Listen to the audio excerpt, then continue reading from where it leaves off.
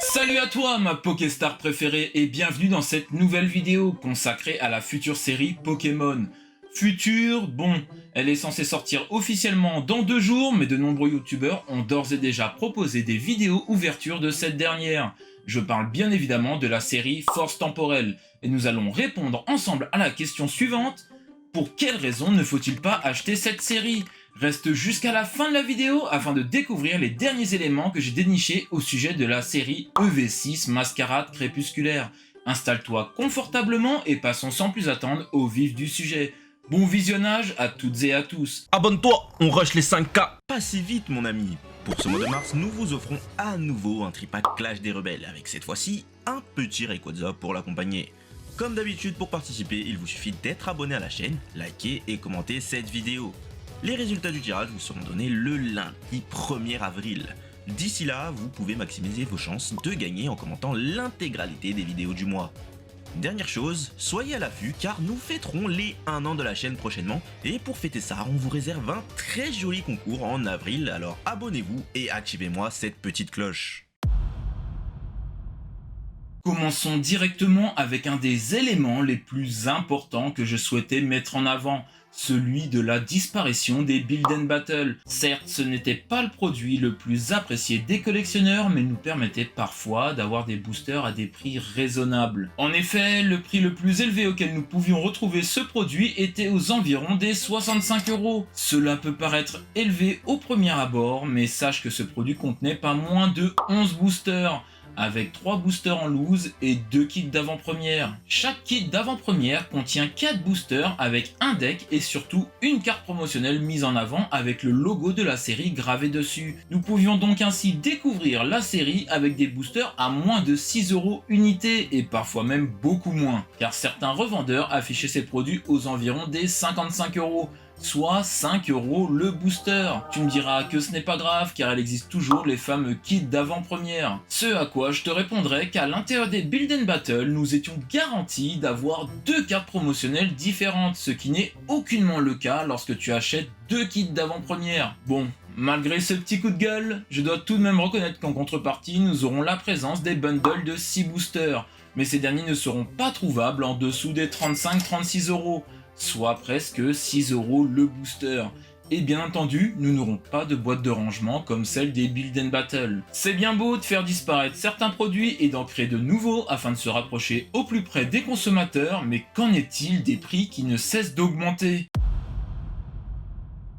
Attaquons-nous désormais au sujet qui nous touche toutes et tous en tant que collectionneurs. Je parle ici des prix qui ne cessent de grimper et qui impactent notre budget Pokémon. Certaines personnes me diront que c'est lié à l'inflation générale qui touche notre pays, mais bon, je trouve cela déplorable de toujours devoir mettre plus d'argent pour se faire plaisir, à moins de faire certains sacrifices pour notre collection et ainsi se limiter en termes d'achat. Certes, il y a les displays qui sont toujours vendus au même prix que ceux des années précédentes, mais il faut prendre en compte que nous n'avons malheureusement pas toutes et tous des budgets à 3 voire 4 chiffres. Je regrette également que les ETB soient difficilement trouvables aux environs des 50 € et que nous devions les acheter entre 55 et 60 €. Cette augmentation semble raisonnable, mais avec quelques euros de plus, nous avions, il y a quelques temps en arrière, une ETB et un tripack à ce même prix. J'aimerais sincèrement que les bundles de 6 boosters soient produits en plus grande quantité et que leur prix baisse aux environs des 30 €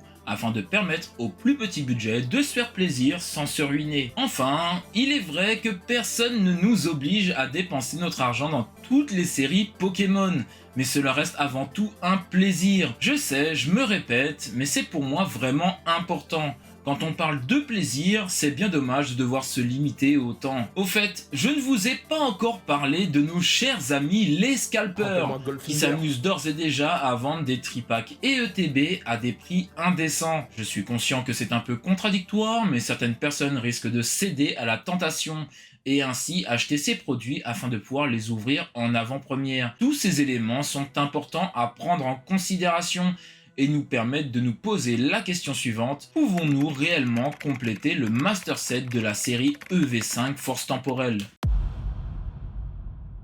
La flambée des prix que nous avons vue précédemment est liée à cette troisième raison, celle de l'impossibilité de compléter cette série. Avec une série composée de 162 cartes et pas moins de 50 cartes secrètes, il nous faudra nous armer de patience et surtout d'un budget énorme si nous souhaitons la compléter. D'autant plus que les taux de drop devraient retomber au même niveau que la série Five Paradox, bien loin du nombre de hits importants que nous avons eu dans la série Destinée de Paldea. À ces problèmes vient s'ajouter celui d'une hype plutôt moyenne qui entoure cette série. En effet, seules quelques cartes comme celle d'Ectoplasma ou encore celle des trios légendaires du passé et du futur vont intéresser les collectionneurs, et ce, principalement dans leur forme alternative. Je peux donc affirmer avec certitude que la carte alternative de Feu Perçant devrait être la carte la plus chère de ce set. D'ailleurs, à ce sujet, quelle sera pour toi la carte la plus chère de cette série?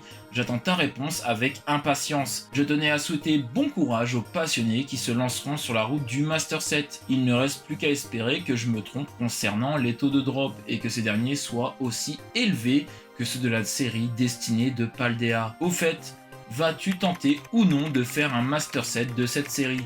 Et comment penses-tu t'y prendre? Achat de produits scellés ou encore achat de cartes à l'unité? À ce sujet, j'attends ton retour dans l'espace commentaire.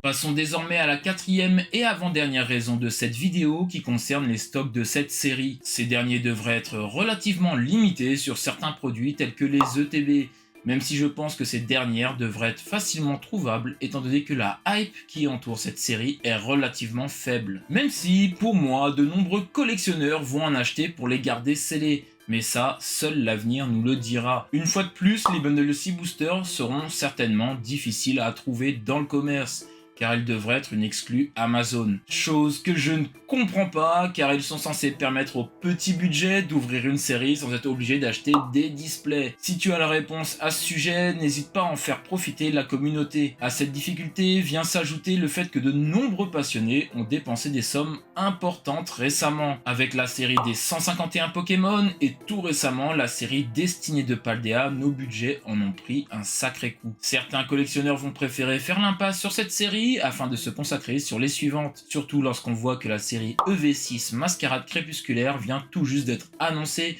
Nous aurons peut-être également le droit à une série EV6.5, mais rien n'est encore confirmé à ce sujet. Ces différents éléments me permettent de faire le lien avec la cinquième et dernière raison de cette vidéo au sujet des futures séries à venir et de l'investissement lié à ces dernières. La série Mascarade Crépusculaire nous permet de nous rapprocher tout doucement de la fin de l'histoire de la 9e génération, avec l'introduction des derniers Pokémon présents dans les DLC d'Écarlate et Violette. Qui sait, peut-être que la série EV6.5 sera autour du Pokémon Terrapagos et du Terracrystal stellaire, concluant ainsi la deuxième partie du DLC. Je vais même m'aventurer à lui donner un nom, EV6.5 Eclipse stellaire.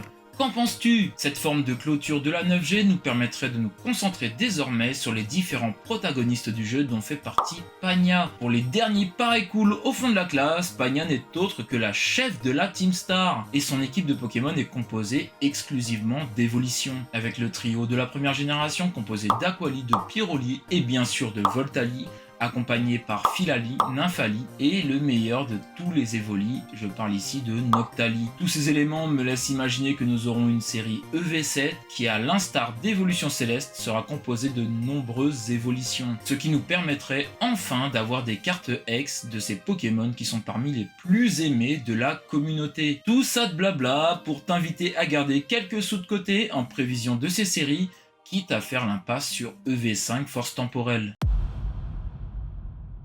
Nous voici certainement au moment de la vidéo que vous attendiez le plus, celui du reveal des visuels des produits de la future série EV6 Mascarade Crépusculaire. Commençons avec le logo qui peut faire débat, mais pour ma part j'aime beaucoup ces nuances de mauve. Attaquons-nous désormais aux illustrations des boosters qui sont au nombre de 4, aux images de Lanceurien, de Teffroyable, d'Oursakine, Lune Vermeille et celle à l'image d'Ogerpon. Pokémon phare du DLC avec ces 4 formes que nous découvrirons enfin dans cette série. Reste encore un peu et je te montrerai les diverses cartes que j'ai réussi à dénicher. En parlant d'Ogerpon, celui-ci sera mis à l'honneur en tant qu'illustration de l'ETB de cette série. Qui dit ETB dit Tripack bien sûr. Cette fois-ci aux images de Vrombotor et de Ronflex. J'en connais un qui va être ravi. N'est-ce pas Goldfinger? À ces produits viendront s'ajouter les fameux displays et bundles de Sea Booster qui seront pour moi des produits intéressants à la fois à garder scellés et à ouvrir.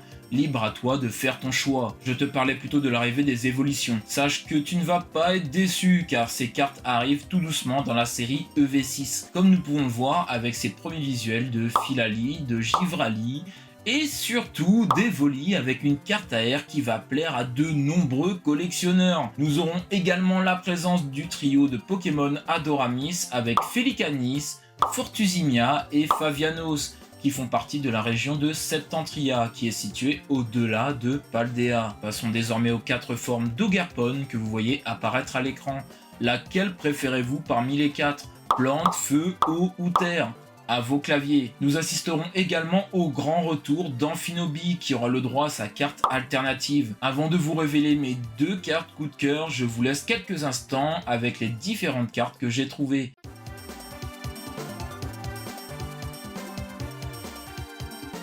Pour la première fois, nous verrons 2 cartes n'en former qu'une, mais d'une manière un peu inhabituelle, comme nous pouvons le voir avec cette carte alternative dresseur et la carte AR de Caninos de Hisui, dont le reflet apparaît dans la caméra de l'alternative dresseur. La carte de Caninos devra ainsi être positionnée à l'envers afin de ne former qu'une seule et même image avec sa dresseuse. Pour finir, que penses-tu de cette série ?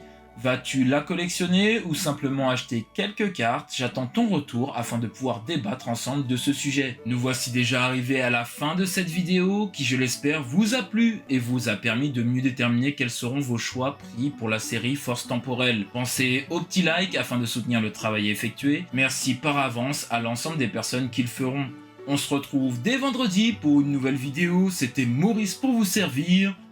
Peace!